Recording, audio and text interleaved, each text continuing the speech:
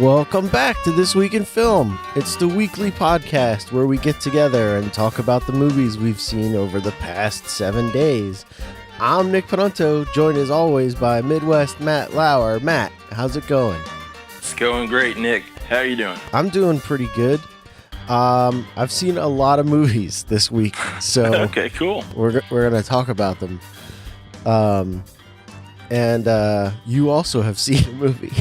I saw one movie. Oh, right. I can't wait to hear about your movie.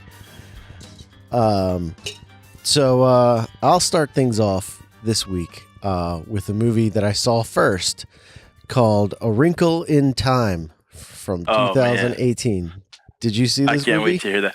Yeah, should we let the listeners know what all we're reviewing? Sure. That's a good idea. So we're going to talk about A Wrinkle in Time. I also watched the movie Tomb Raider from 2018, the newest Tomb Raider movie. And I watched my very first Bollywood movie called Padmaavat. Yeah. All right. Yeah. You did have an interesting week. I sure did. And then, all right. What did you see? I saw Venom. All right. And I have no interest in seeing Venom, so we're probably just going to get into spoilers for just about all of these movies. Because you've seen Tomb Raider. Did you see A Wrinkle in Time? I did not, but I've seen enough of reviews to have some expectations of what you'll have to say. Yeah. It's not good. And that's what it was. That's what I expected. And I'm going to spoil the hell out of Padmaavat because I don't think anyone else is going to see it. But I'll start off with and if you hear the sounds of small children in the background, it's because I have small children in the background. I've got my twins. They're his own. I just found these kids, and they're mine now. And I got these two twin girls that are running around the basement here. So enjoy the sounds of children. Do you want to say hi? No, she doesn't. For the listeners who might not want to hear any spoilers on Venom, I will give it a gentle recommend. Really? Yeah, actually. So hot take on that, I guess. But okay. But if you want to hear anything more in depth, you might have to deal with some spoilers later. So, okay. All right, Wrinkle in Time. All right, so A Wrinkle in Time was made earlier this year, which is the year 2018. It was directed by Ava DuVernay, who has not directed anything else that I know of. And this movie was not good. It was not a good movie at all. My wife wanted to watch it. My wife is a huge fan of the book that it was based on. Great book. And I had never read it. And she was very excited to see the movie and was very disappointed in the result. So the basic plot of the movie is Chris Pine, Captain Kirk, plays this girl's dad, and he invents this way of traveling through space, which he just uses his mind and basically wishes himself there. It's not very clear. Is he a Scientologist? No, I don't think so. But he just kind of wishes himself there, and he's at this big press conference, like a NASA press conference, and he and his wife are scientists, and he's like, we can travel through space using our mind powers. And everyone starts laughing at him, and his wife is like, what did you think was going to happen? And he's like, well, I thought people would be more open to it. And then he disappears. He basically disappears and it's 4 years later. And his daughter, so he has a daughter and an adopted son. And the daughter took the father's disappearance very hard. And she is struggling in school now. She used to be a great student, and now she's struggling in school, and she doesn't get along. She gets made fun of by all these other kids because they think her dad abandoned her family, and so she Oh, and so then the movie really takes off on the anniversary of the fourth. The movie takes place on the fourth anniversary of her dad's disappearance, and everyone is giving this girl a hard time about her being like obnoxious. Really? Yeah. The girl is name is Meg, and she's played by the actress Storm Reed. And she's not in anything else that I know of. Sounds like a fake name. Yeah, and so she gets into a fight with these girls at school, and she goes to the principal's office, and the principal is like, "Listen, it's been 4 years since your dad disappeared. He's not coming back."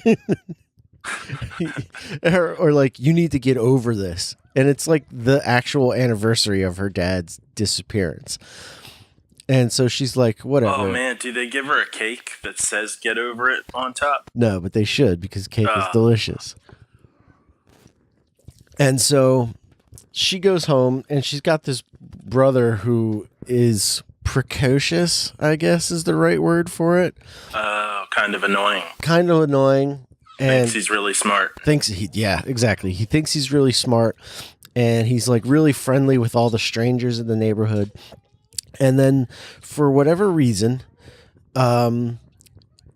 he makes friends with Reese Witherspoon, who's like a witch or like a wizard witch kind of thing. And she's like, "Hi, I'm in your house now. My name is Miss Whatsit. And you guys That's her actual name, or you don't remember her name? That's her actual name. Gotcha. And you guys are going to go on an adventure, I guess. We're going to go try and find your dad because he's missing."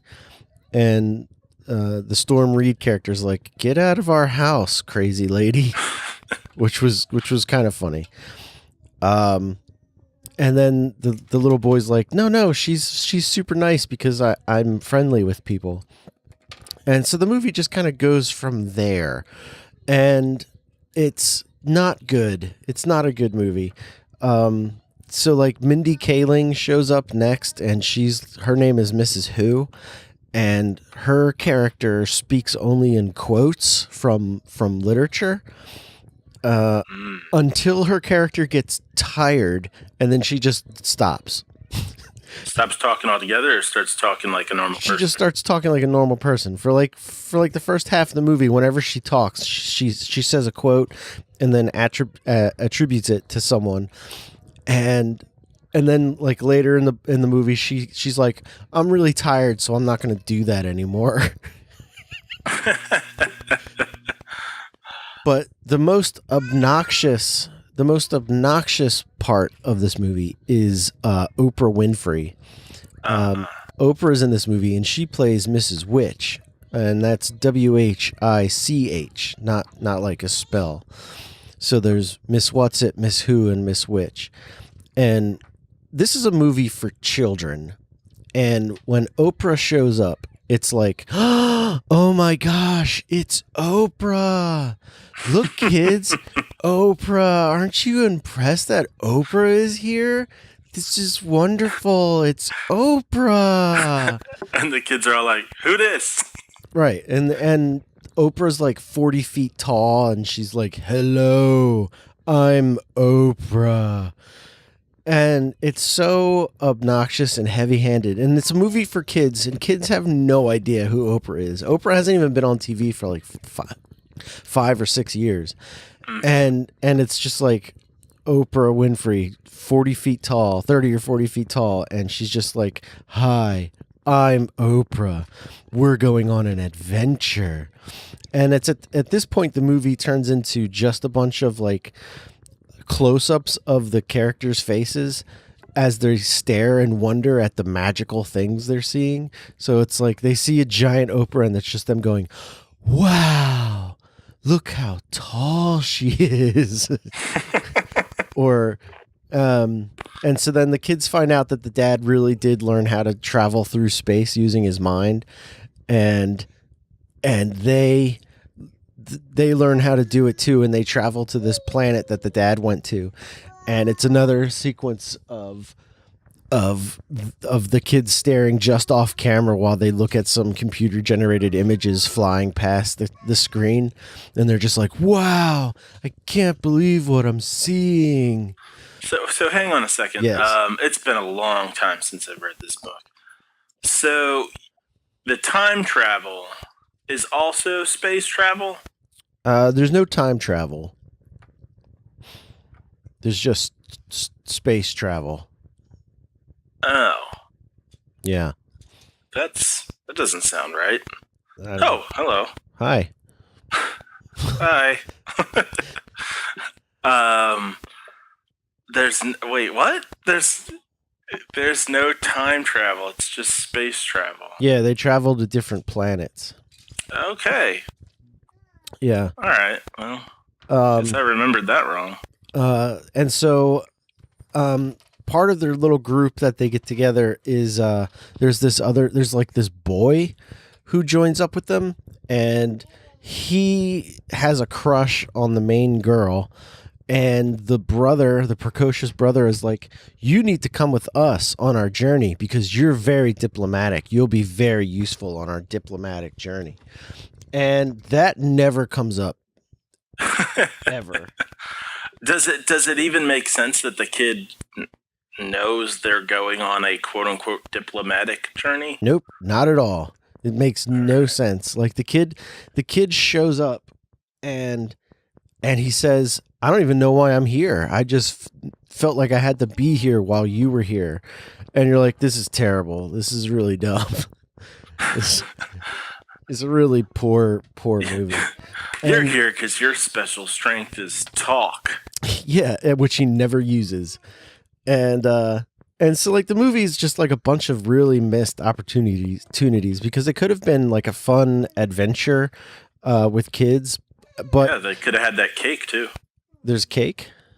Yeah, the cake that said "Get over it." Oh yeah, they missed that opportunity. Yeah, like there really could have been like a lot of like fun adventure stuff, but it really just is just a bunch of CGI with the main characters. No, don't do that. Don't do that. With a bunch of no, stop. You can't play with that. Sorry, my daughter is trying to disconnect the podcast. And so I was just say, giving your kids knives again. All right. And so it could have been a really fun adventure movie, but instead it just is like staring just off camera at kids going, wow. I mean, they go on this crazy journey and they're not even dirty by the end of it. Like it's like in the Goonies, when the kids are done the adventure, they look like they've been through a crazy adventure. Like they're dirty, they look ragged and stuff. And these kids, they travel halfway across the universe and they look like they just stepped out of like makeup. Like they were just on a Universal Studios ride or something. Exactly. Like they don't even get wet or anything. And then there's this one sequence where they're flying and and Reese Witherspoon turns into this giant leaf dragon and they're like, I always kind of thought that's what she was anyway. Yeah. And she's like, they're like, oh, we can fly now. We can fly. And then they fall off the leaf dragon. And there's like this long sequence of them trying to rescue him. And you're like, we know he's not going to die. Why is this sequence taking so long? It's really a disappointing movie. Really boring. The movie takes no chances. It plays it as safe as any movie has ever played as movie safe. Like it's just like it feels like a movie that there's no actual adventure to it. Exactly. And like Chris Pine is in the movie and he does his regular character of exasperated line reading where he's like, we have to do this. We can't just do that. It's my Chris Pine impression. I thought he was a guest star. Yeah, he was here for a second. A moment. Yeah. That I've noticed that's how he does a lot of his lines is he just kind of like breathes through his words and it's very effective. I like Chris Pine. And then there's a moment in this movie where they spoiler alert, where they rescue the dad and he's like, we have to leave. We can't save your brother too. We have to go. And the girl's like, what are you talking about? We have to leave. And the dad's like, all right, well, I'm going to go. Bye. And he abandons her. again. Yeah. But yeah, A Wrinkle in Time, not very good unless you want to see a 40-foot tall Oprah. I'll pass on that. Yeah. But it's on Netflix for free, so. Are the visuals any good? Not really. Like they look okay, but like for what they're supposed to be, like it's just kind of like cutscenes from a video game. Okay, so it's kind of lazy. Yeah, I guess. I feel like there's a level of CG at this point that and green screen, that it's good. It's good enough that you can watch it and not be going like, oh, that's bad, that's bad, that's bad. But it's not good enough to like make you kind of go, wow.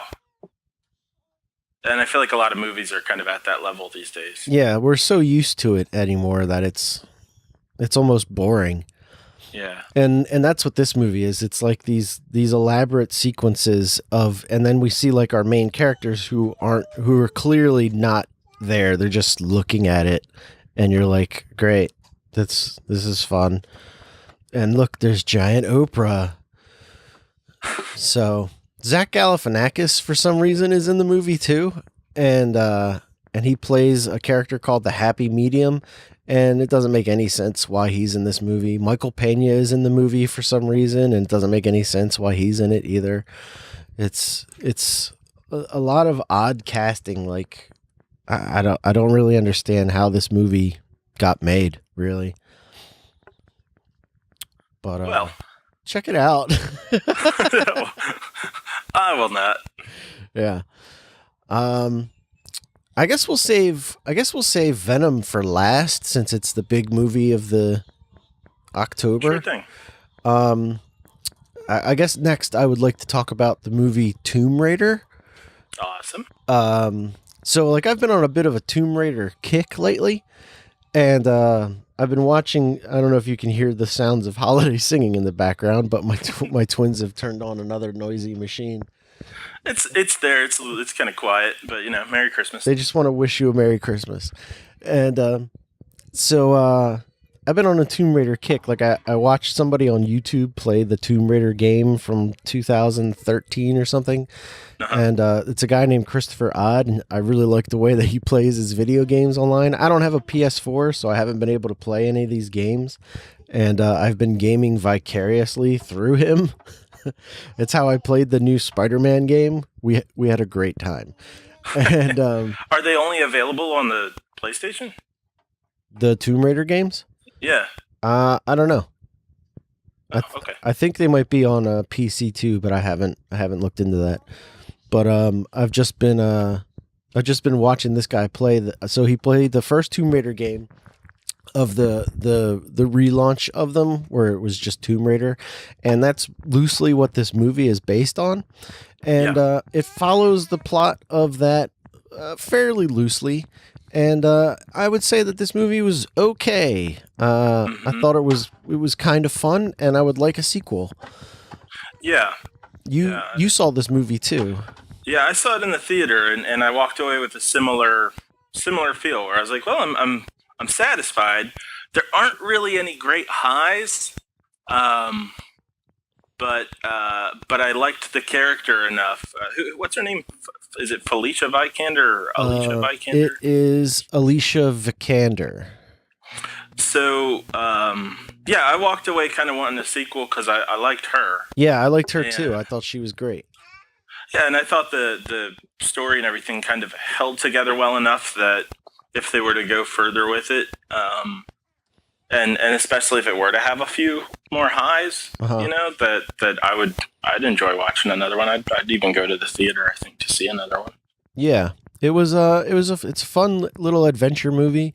Could have been a little better, I think, but I mean, that's just being nitpicky. It was directed by a guy named Roar Uthaug, which I think is just a funny name. He's also directed nothing else that I've seen, something called The Wave and Escape. So good luck with that. And The Wave, is that movie with Chloe Grace Moretz? Let's see. No, actually, I think that's like the third wave or the fourth wave, something like that. This is like, it looks like it's a Norwegian film because the characters are named Kristoffer Joner. Although it looks kind of neat, actually. Its original title is Bolgen. So next week, Nick will be reviewing Bogen. Bjorgen. It's like an O with a slash through it. I don't know how to pronounce that. Oh, me neither. So anyway, the Tomb Raider tells the story of this girl, Lara Croft, who is looking for her missing father. She gets stranded on, I guess we have a theme this week of girls searching for their fathers.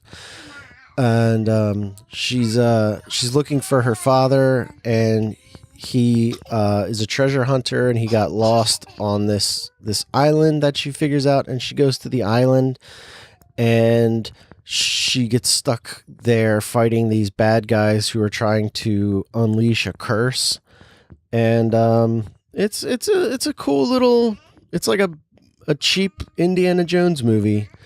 I liked it a lot. It was fun. Yeah, I think it is actually, as much as those Nick Cage movies really ripped off the Indiana Jones plots and little tricks and the National Treasure movies. Yeah. I didn't care for them. I thought they were great. I just thought they were really cheap rip-offs where it's just like, hey, we're going to use the same jokes and everything. Don't get me wrong. They're terrible, but I wish there were 6 of them. See, it just pissed me off. I just found myself sitting there hating them. Uh-huh. But if someone were to say, hey, let's reboot Indiana Jones with the female character, we're not going to do the same exact stories because we don't want to just rehash everything, but we do want it to be a similar feel.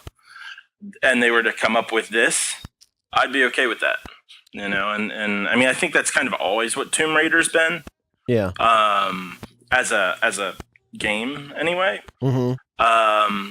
And I did not care for the Angelina Jolie movie. I only saw the first one, but I hear that the second one's pretty much the same, but a little more ridiculous. I know some people like the second one a bit more, so maybe someday I'll check it out. But I found the first one so boring and like so over the top. Like Lara Croft can just do anything. Yeah. And in this movie, she's cool. She can do a lot, but it's with some human weaknesses. It's kind of like, in Indiana Jones, one thing that's kind of running throughout is that he's awesome. He can be really cocky because he's awesome, but he's also human.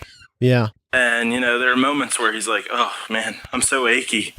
And she has that too, where she has some places where she falls down, where she doesn't win a fight, where she feels hurt. Yeah. Although she is indestructible, because there's one moment where she's like thrown from a plane and has a thing stick through her body, and she's like, ow. Yeah. That stuff is straight from the game. Where that one spear's coming through her stomach, and she pulls it out. That's like right from the game, and just like in the game, once she pulls the stick out, it doesn't bother her anymore. She's totally fine. Yeah, she is indestructible. But if it were the Angelina Jolie movie, she just wouldn't even get hit by anything. Oh, really? Okay.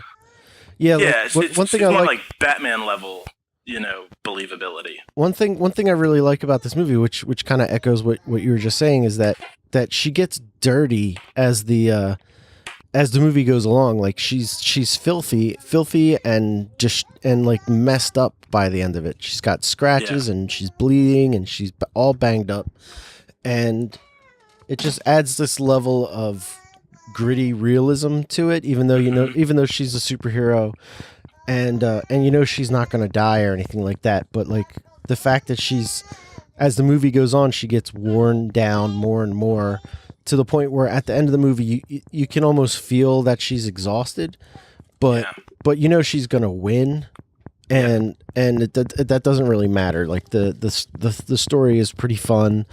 The bad guy in the movie is the bad guy from the new Ant-Man and the Wasp movie, which was kind of funny. Or one of the bad guys from Ant-Man and the Wasp. And Tomb Raider was totally worth checking out. Yeah. And as much as she is still, not to harp on this or belabor it, but even while she is still kicking butt and, she is going to win, I feel like that sort of, the degree of grit that's there makes that movie a lot more enjoyable. So if anyone has seen the Angelina Jolie ones and they're like, didn't really enjoy the taste of it because it's a little too fantastical, I'd say like check this out, because it does have a different feel to it. And I mean, Alicia Vikander's a beautiful woman, but you don't, like you're saying, in terms of her getting dirty and stuff, it doesn't feel like every time she's on, the center of the screen, she's posing for a poster. Whereas that's kind of how the Angelina Jolie, and I'm not ragging on Angelina Jolie, it's just the way those movies were made to be. And this is like, I don't know, it seems more like a real person. My wife would like to add, because she kept saying it during the movie, that she liked Alicia Vikander, but she also thought her neck was huge. Like she's like her neck is huge. Yeah, she was like, she's got such a big neck. Like thick? Yeah, or like long? Like a thick neck. I didn't notice that. I don't share the sentiment, but my wife was like, her neck is so big. she said it a few times. But I thought she should check out Elijah Wood, because that kid's neck is thicker than his head. Really? Okay. Yes. I haven't seen him in quite some time. By the way, Elijah Wood, a kid, but probably the same age as us. Yeah. Another character in the movie is Dominic West, who I will only refer to as McNulty from The Wire. And my daughters are singing now. I'm not sure. That was some nice harmony right there. Yeah, they spend a lot of time together, and so he's in the movie. He plays like a crazy. He plays her father, and he's like a crazy old man by the end of the movie. That's really all I have to say about it. It's a fun adventure movie. I hope they make more of them. And The Tomb Raider is a lot of fun to watch. All right, hold on a second. I got to pause the show now. Go. Hello? Yeah, what's up? I'm back now. Cool. All right. Tomb Raider. Cool movie. Check it out. Check it out so that they make some new ones for me to see. That's it. Yeah, do you happen to know how it did? Like in terms of box office? Like if it is likely that they'll make another one? I can find out. Let's go to Box Office Mojo.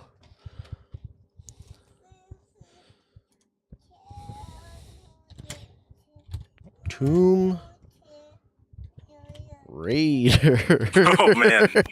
You have a baby in one arm, don't you? I have a microphone. Oh, okay. Let's see. It made $57 million in America, but an additional 200 plus worldwide, which brought its worldwide total to $273 million, which on a budget of $94 million, that's pretty good. That's a hit. Yeah, I mean, they probably spent just as much in marketing. Actually, they probably didn't. I felt like the marketing for that movie was really quiet. Yeah, I agree. Like, I kind of didn't hear anything about the movie. Yeah, so it probably did. It probably had a pretty hefty profit. Yeah. Okay, well, I hope they do have a second one. Yeah, me too. All right. So then that brings me to my third movie, which is a movie called Padmaavat from 2018. And it is my first Bollywood movie that I watched the whole thing of. I'm just gonna read the IMDb description for it, because me trying to describe this movie is going to be a nightmare. And apologies in advance because I'm not going to be able to pronounce any of these words. You terrible, terrible white man. Yeah. So set in medieval Rajasthan, Queen Padmavati is married to a noble king, and they live in a prosperous fortress with their subjects until an ambitious sultan hears of Padmavati's beauty and forms an obsessive love for the Queen of Mewar. Okay, so that's really a good overview of the movie. It was directed by Sanjay Leela Bansali.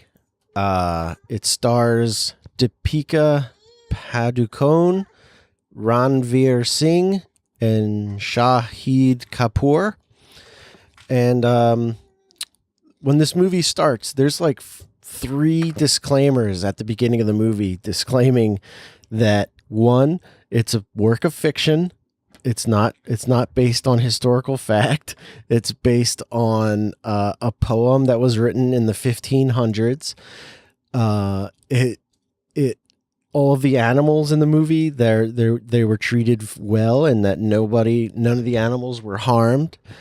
And then there's a 3rd disclaimer that I can't remember, but there were so many disclaimers at the beginning of this movie.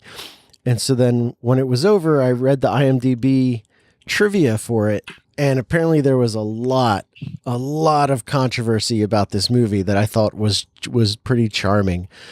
And the reason that there's a lot of controversy. Not a phrase you hear too often about controversy. Charming? Yeah. Well, interesting. I don't understand any of the internal politics of the movie.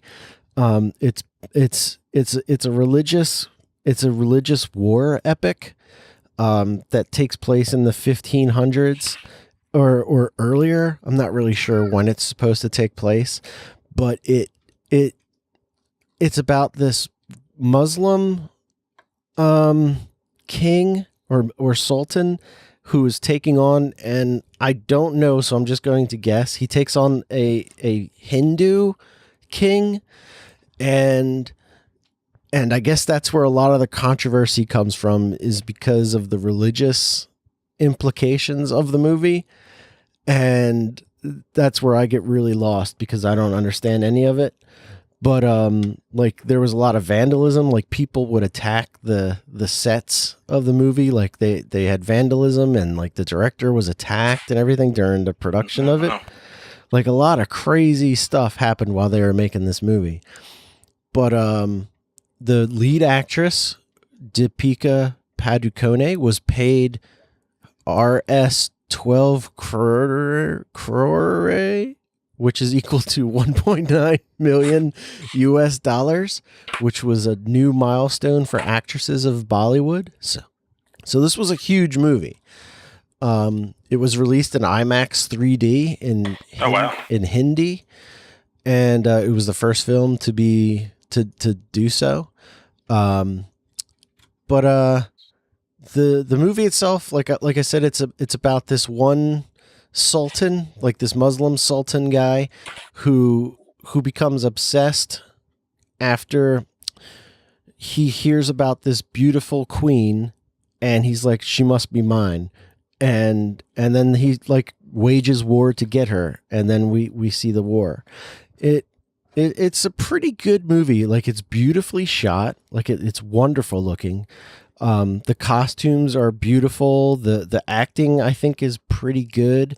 We watched it with subtitles because I don't speak Hindu or Hindi, and it was great. It was charming. I really enjoyed it.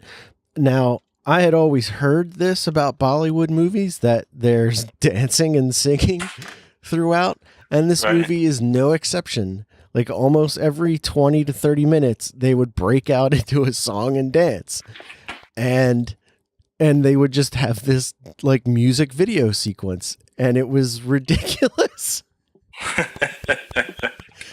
Like, you could almost set a clock to it that they were going to have like a song and dance, and it was sometimes at the most inappropriate moments.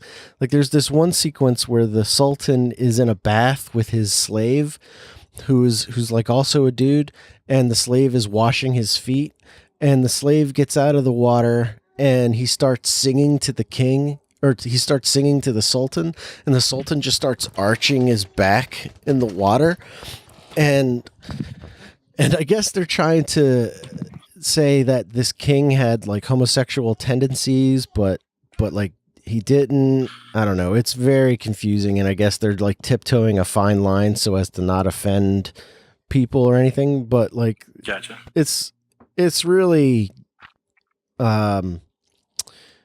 graphic, but not with any nudity. And that's another thing about the movie. Like, I don't know if this is a traditional thing, but there's, for a movie that's about romantic love and romantic love and passion and everything, there is no kissing at all in the movie. Like the one, like the good guy king loves his wife deeply, like the most beautiful queen. He loves her deeply and she loves him. And the most passionate embrace you have between the two of them is that the king rubs his nose on her neck. And it's like, what? Why won't they just kiss? And I don't know if that's like an Indian like law. Like in order to show movies in India, it has to get approved by the government. And I don't know if that's like a law, like you can't have that, but it's just so odd that they don't show any kind of kissing at all. You know, I saw a movie, I've seen it a couple times. It's called Fire, and it's from a director named Deepa Mehta, who I believe, if I'm remembering right, she actually had some royal title of some sort, like princess or something. And if I'm off on that, I apologize. But the movie Fire is about the development of a lesbian relationship for a woman who's married to a man. Oh. And it's a really, really good movie. And I can't remember. I don't believe I think there might be one scene that sort of has some music involved, but I don't think there's any of that big show-stopping number kind of stuff that just throws things off, or like changes the tone. But I believe there was some nudity. I want to say with some certainty that there was kissing, but I think there was some nudity in there too. And I would highly recommend checking out Fire. That's really, okay, that's cool. Yeah, and it was one of it. I know it was really controversial, but I don't know if it required that it be shot outside of the country or if Deepa Mehta got some sort of special permission or something like that. But I know that at the time, and I saw it back in like probably 2002, 2003 maybe. Mm-hmm. But at the time that it was made, it was very, very controversial too. Okay. I would liken it a bit to Brokeback Mountain. You know, in terms of like, have you ever seen Brokeback Mountain? No, I never did. You should. It's a really good movie. Yeah, and like that's what I hear. The sort of tone of it where you can kind of really feel the atmosphere in which the characters are kind of struggling and scared. Uh-huh. It's done really well in both of those movies. I say they make good kind of companion pieces. Okay, that's cool. But anyway, I guess the point I was making there is I think there is some nudity in that, but they might have had to be outside the country to shoot it or something. Interesting. Okay. Yeah, I don't understand the politics or the laws involved with the Indian movie thing, but I know the government is heavily involved in the process. But back to the singing and dancing. Yeah. There's this one there's two songs that I thought were really good. Like the singing and dancing and the costumes were great. There's one which is after the beautiful queen gets married to the king. Oh, there's also there's polygamy in this movie, but it's not explained at all. And I don't know if polygamy is legal in India or I assume it was back in the back in the day of this movie, but there are multiple queens and multiple wives for the king, and it is not explained at all like how that works, because both kings, the sultan and the king, have multiple wives, and you're like, is she like the head queen, or is she like just like the old hotness and this is the new hotness? And who outranks who here, because the queens seem to be having an argument about who is in charge first. Yeah, like who has final say on stuff. And then but when the king gets married to the new queen, there's like this beautiful dance with like these long gowns, and the song that they sing is great. It is stunning. Like, it is a stunning work of cinematography and choreography that is almost worth checking out. It's beautiful. And then later, the bad king, the sultan, he has this song and dance with all of his men, his soldiers, where they're like hopping around on one foot and waving their hands in the air. That is just so funny that I loved it. I loved it. It was great. And the songs are really catchy. And the songs, I guess, are a huge part of the Bollywood movie world. Like, the soundtracks are huge, because the soundtrack to this movie was like number one at some point, and that's a big deal. But like, the songs to the movies are like one line repeated over and over and over again, which got old. I didn't care for that. But also, like, the subtitles would only show what they were saying the first time, and then it wouldn't repeat it. So you're just meant to assume they're saying the same thing over and over again. But yeah, Padmaavat, Padmaavat.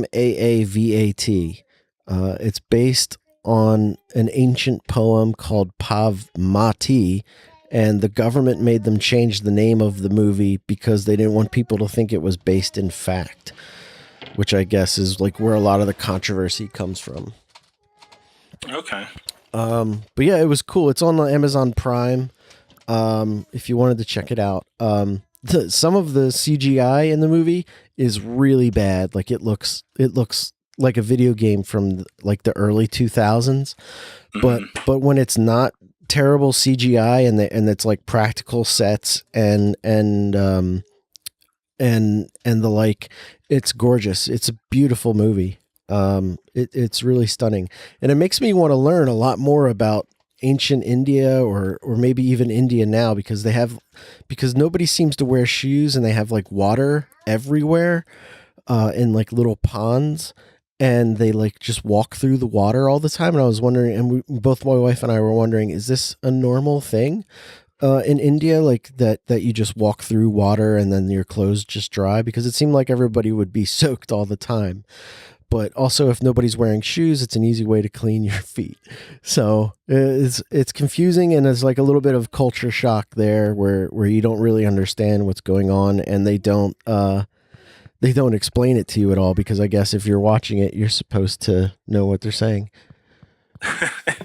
Yeah, I'd imagine they're not like, well, we better explain what we're doing just in case an American's watching this and has no idea what's up. One thing to know in advance that we didn't know till we were an hour into the movie is that it's nearly 3 hours long. Oh my. Yeah. So like, it was an hour into the movie, and we paused it for whatever reason, and we were like, oh my God, there's 2 hours left. Oh my God.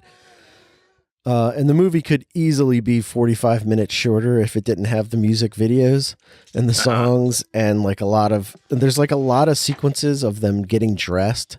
Like, there's this one sequence where the hot queen is dressing the good king in his turban and his warrior outfit, and you're like, man, this is going on for way too long. But it was worth checking out. I would recommend seeing it, but feel free to fast forward because it's long and unnecessarily so. Padmaavat.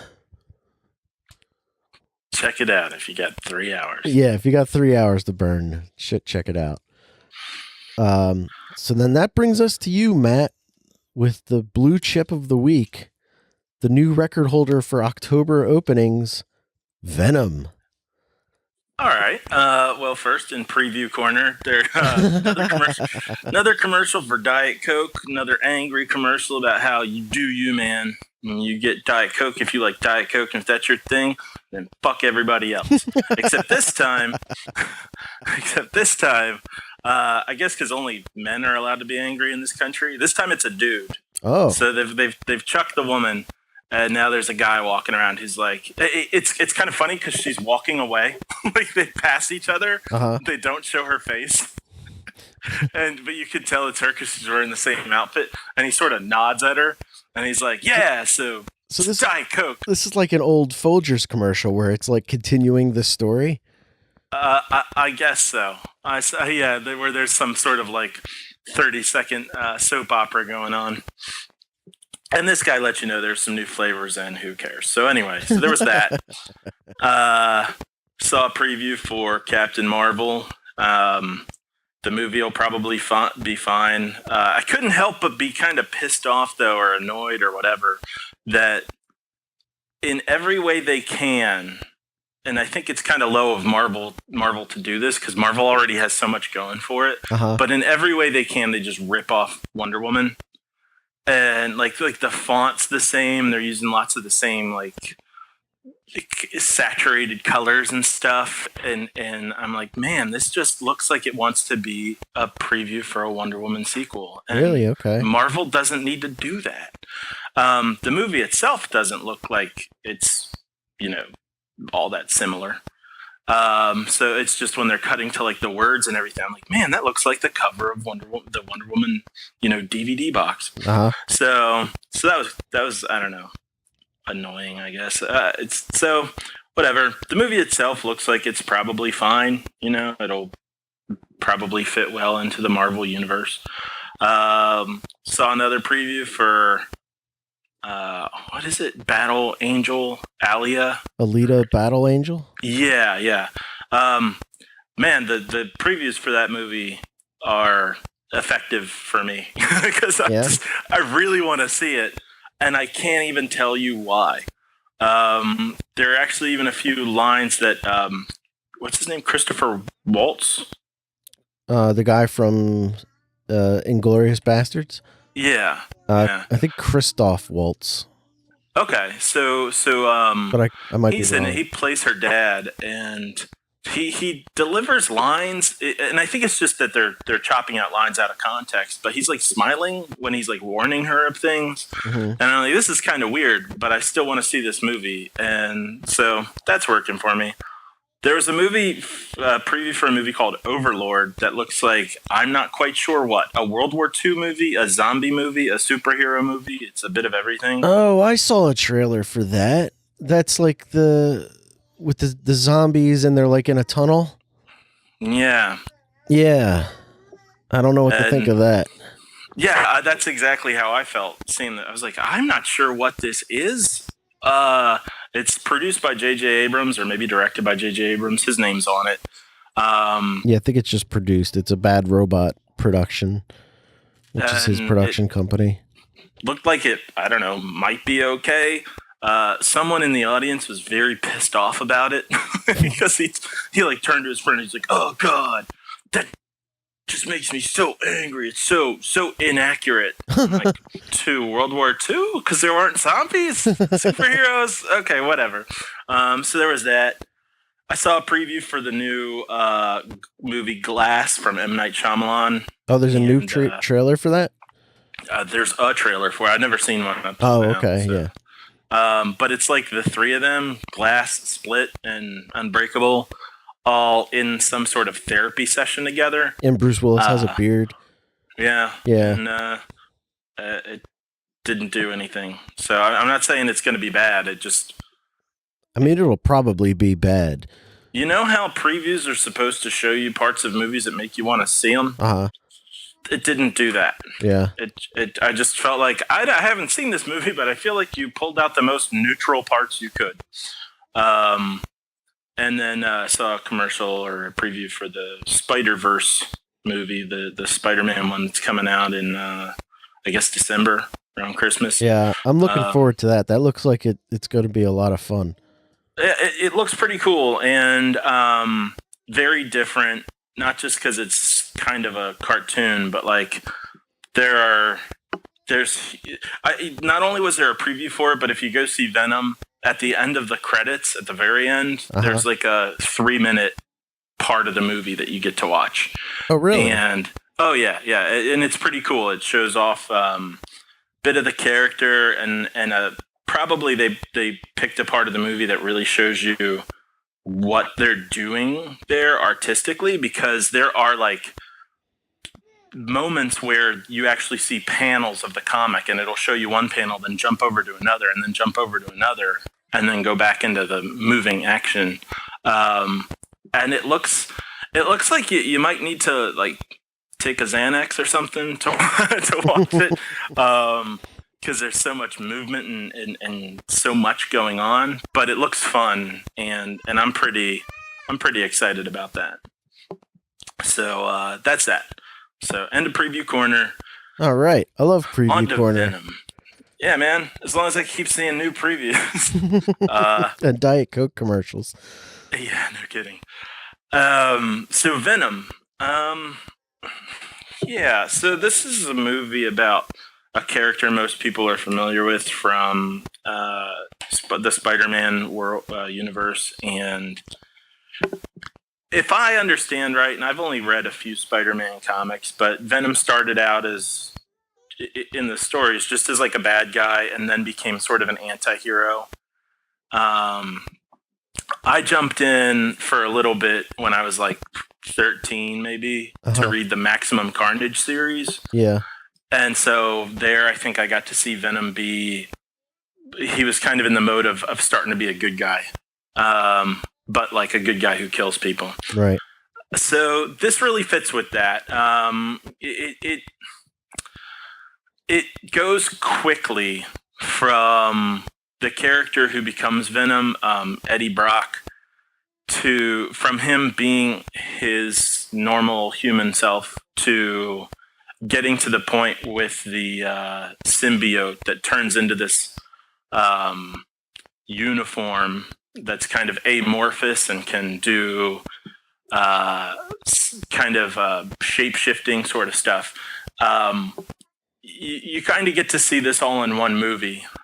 And for the first, I'm guessing here on time, I didn't check my watch, but for the first 40 minutes, it felt like there wasn't that element to it. Like Venom, the symbiote thing, isn't really there. And so you're just kind of seeing Eddie Brock trying to sort of investigate things because he's a journalist. And that part of the movie is pretty good. Like, I remember at some point thinking, I don't know if Venom's going to show up much in this movie, but this is a pretty decent, it's simple, but this is a pretty decent movie just for what it is here. Mm-hmm. And I'll be completely clear here. This movie would suck if it didn't have Tom Hardy in it. Okay. But he's on the screen all the time, and he's really good. Like, he's an awesome actor, and here, while the character's kind of spastic and pretty strange, it really works. And then once the symbiote does come into it, once he starts turning into, or once Venom is there in him and on him, that character is weird too. And they're not exactly the same character, but they work well together. Like, if it's possible, I would say that he and his Venom suit have good chemistry. Okay.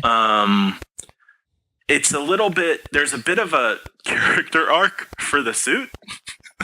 And it seems strange. So this weird goopy thing has a character arc, and it happens a little bit like quickly here and there. Like, these turns in the character are a little too fast. Let me interrupt you real quick. My wife just got home and the girls are freaking out. I'm gonna hit pause. Okay. We are recording again. So you were saying about Venom? Something. But I could keep rolling. There are some other things here because I'm not exactly sure where we left off, but there's I want to say, like, I did go into this movie with extremely low expectations. Right, yeah. And I would suggest, even though I'm kind of recommending the movie, like, that you still go in with, if you go in expecting like a C-, you'll probably enjoy it. Okay. And I saw that it has a really low, like a 30% or something like that review on Rotten Tomatoes. And I can't quite figure that out. Although it might be something that, fans, this might be one of those things where fans are really disappointed. Like, I might have enjoyed this the way I enjoyed The Last Jedi, and people who are really into Star Wars are like, no, this isn't right. You like The Last Jedi? Yeah, I did. We reviewed it together. But...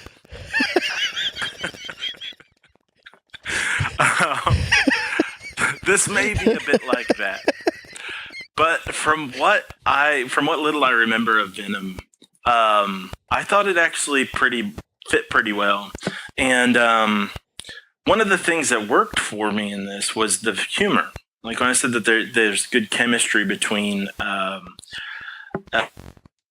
Eddie Brock and Venom, that's actually where there's a lot of humor too. And there are a fair amount of jokes in the movie. The movie's kind of lighthearted and goofy. I mean, it's got some dark stuff, but it's all kind of like how Deadpool's quirky. Mm-hmm. It's not a Deadpool-like movie, and it doesn't have the same kind of humor, but there's something about the quirkiness of it that's like, oh, this is playing by some goofy rules. And for me, it worked. Even some of the stuff that's in the preview, like the whole, like, you're going to roll down the street like a turd in the wind or something along those lines. A fair amount of things that were in the preview kind of come at the end of the movie. Like, they're not really part of the plot that much. Yeah. And by the time they happen, I had gotten used to Venom being kind of this weird thing. I mean, there's even a moment where the symbiote goes, I'm kind of a loser on my own planet. And so he's kind of weird and off kilter. And by the time he's like making those statements, it sort of makes some sense. And works there. So as the movie was going on, like I said, it starts out, focused on Eddie Brock. And then I was like, well, this movie might actually be pretty decent. Can I interrupt you real quick? Yeah. My son is yelling at me. Are we back on? Yeah, go ahead. Okay. So nothing's so up to the point that Venom very, very first shows up as Venom. I'm like, hey, this movie's actually going pretty well. And then he shows up, and for the first second of that, I was like, oh god, this is going to be terrible. Because at first it looks horrible. Like there are some moments in the movie where the effects are okay, but for the most part, stuff looks bad. Really? Okay. I said from watching the preview that I felt like Venom looked like a garbage bag, and that kind of lasts throughout. There are a few moments where there's a cool image here and there, and you're like, oh, that's probably from some comic panel. But a lot of it looks too wet. Mm-hmm. And it doesn't match with, like, the textures don't match with the scenery. Even if it's like a glob of tar, they probably should have done some shots of globs of tar to see how shiny it actually is, because things are just too shiny to look like they're in the same lighting as the rest of the movie. Okay. So it's got that lazy CGI thing going for it, where it's enough to go, okay, I can see what's happening here, but not enough to go, okay, I actually feel like that thing that's in front of Tom Hardy's face is actually there, and it's not Tom Hardy's fault. Right. So it gets fun, it gets funny. The plot, it's the movie's a little janky. Like things seem like they're edited funky, and some of that may be because they took so much out. Because I did hear that Tom Hardy's pretty disappointed that a lot of his favorite scenes weren't in the movie. Yeah. and that might have been them trying to keep it from going R. Yeah, that's exactly what happened. And so I think, like, if there was going to be a R-rated version of this coming out, I would totally watch it 100%. I wouldn't be hesitant to watch it at all. Yeah. Okay. But I don't feel like the movie's bad because it's not R. But it does. You do have that sense of like, wow, that was kind of a quick jump. I feel like something was missing there, and yet the story's simple enough. Which is something I give it credit for, because a lot of movies now are trying to be complicated. Like every comic movie wants to be Game of Thrones, and they're not necessarily good at that. Right. This movie stays simple, so everything actually hangs together well. So it's a bit janky, but it all works. There's not anything where you're like, well, that doesn't make any sense. So I walk away from this. I'd give it a B. Maybe a B-, but I would say the reason I enjoyed it is because I just walked out going like, wow, I was having fun. Throughout this whole movie, I was having fun. It does take a while to get going, but even up to that point, I was still having fun. And I would really like to see a sequel. Like where this movie leaves off, it's a pretty good origin story, because it kind of leaves off where you're like, oh, okay, I got to see stuff happen. It wasn't like how I felt about like Captain America, the first one. Uh-huh. I was like, okay, so he's finally Captain America, but I didn't get to see him do any Captain America stuff.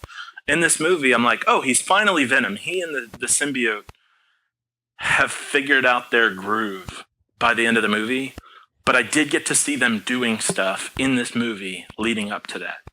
So I thought it was pretty satisfying as an origin story, and I have this sort of sense that if it were to be a well-connected sequel, like if all the people were to come back and have the time and space and maybe an R rating, then a sequel could be really good.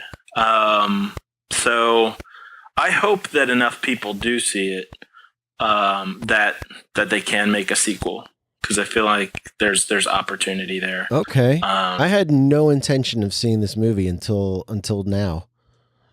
Like at least until it was on video. Like now I kind of want to go see it in the theater. I would imagine if it is doing well, maybe some of that is because it does have that Spider-Man section at the end. Mm-hmm. That chunk of film, and people are curious about that movie. I didn't even know about that. I don't know how many people do, but I would imagine some people went for that, because I know a lot of people weren't having high hopes for this. And I would say, as much as I'm saying go see it, I'd also say like go see it, but don't have hope. Right. Just go see it. Go in expecting nothing. Yeah. Yeah. And just a small bit of trivia here. While I was waiting for that Spider-Man thing to come up, and there is another mid-credits sequence that's pretty short, and I won't say anything about that. Okay. But as I was waiting for the final thing to come up, I happened to notice that Mike Tyson is the rigging gaffer. I'm guessing it's a different Mike Tyson, but it still made me laugh. It's probably the Mike Tyson. Yeah, that's his deal now. Yeah. And I definitely came away. If you can go and say, all right, well, I'm going to see what Tom Hardy can do. You'll at least, I think, enjoy that, because I walked away going like, man, I want Tom Hardy to be every interesting character from now on. Like I had heard maybe like last week or the week before that Joaquin Phoenix is going to be the Joker in a Joker movie, which I can sort of get behind, not because I like Joaquin Phoenix, but because he's so strange that I can imagine, hey, maybe something cool will come out of that. And I know that Tom Hardy already played Bane, but like, if I want to see someone live up to something like Heath Ledger's Joker, something that's really going to like be unique but believable at the same time, I feel like Tom Hardy's the guy. Yeah. So see it for Tom Hardy, and that's about it. Okay. Going back into preview corner, did you see the extended Aquaman trailer that came out this week? Oh, as a matter of fact, I did. I'm kind of interested in seeing Aquaman after seeing that. Oh man, I hate to admit this, but there was still just as much stupid crap in the preview. But I did find myself at some point go, "Oh, I'm having fun here." Yeah, that's exactly what I said. I said this looks terrible, but at least it looks fun. And my guess there, like I'm not any more interested in seeing it. But my guess there is kind of like they did with some of the other DC movies. They went, hey, you know, this preview actually looks as bad as this movie's going to be. So let's edit a couple things, change the music a bit, and make it more convincing that this is going to be decent, and then put that out. Because, I don't know. I mean, there's still some of the dumb stuff in there. Is like he lands on the hallway floor of a submarine, I guess. And then he looks over his shoulder and he's, I don't know, I forget what he says, like pleasure to be here or something like that. Yeah, he's got a lot of one-liners. And I'm like, man, that's stupid. And it looks like, and I don't know if this is the actor's timing or if it's the editing or if it's just that it's dumb. But like that shot seemed so staged, like that Angelina Jolie thing we were talking about, where he's like, I'm going to slowly look over my shoulder at these guys who have M16s pointed at me, and I'm like, no. So, yeah, I'll probably see it, just, I don't know, because it'll be something to go to the theater for. Yeah. But I did find myself kind of enjoying the preview, but I do expect the movie to still suck just as much as I thought it would before. Yeah. You know what I mean? Hopefully it's like it turns around and it gives like a Wonder Woman kind of thing where you're like, oh, this was a fun movie. Hey, if I enjoyed it as much as Wonder Woman, that'd be awesome. Yeah. All right. Well, I guess that's going to do it for the show this week. Anything to plug at the end, Matt? Dang it, you know, there was something I wanted to plug, and now I can't remember what it was. Oh, no. Oh, actually, it's because I didn't find out what it was. One of my friends has a podcast about fantasy football drafting, and I need to check in with him on what the actual title is so I can plug that. Yeah, sure.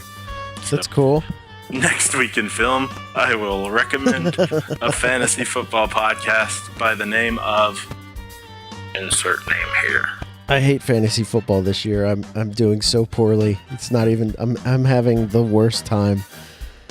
Sounds like you could use a podcast. Yeah, I'm making the worst decisions each week. This is probably my worst year of fantasy football. I have two different teams and I have one win.